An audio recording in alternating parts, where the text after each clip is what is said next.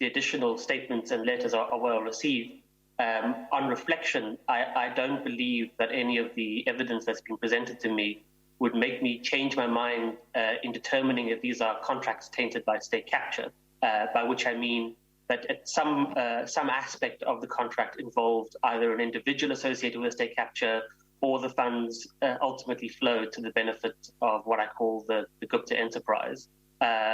Certainly there are objections that are made to very specific elements of my evidence, but which I don't think undermine the general thrust of my findings.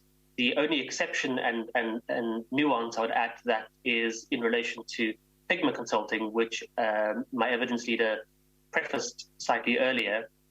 On reading Pigma's very detailed affidavit, I'm still of the opinion that the contract is tainted by state capture in that Mr. Ashok Narayan was intimately involved in the contract, and a portion of the funds were ultimately paid to a company that appears to be under the control of the Gupta enterprise, which is Innova Management.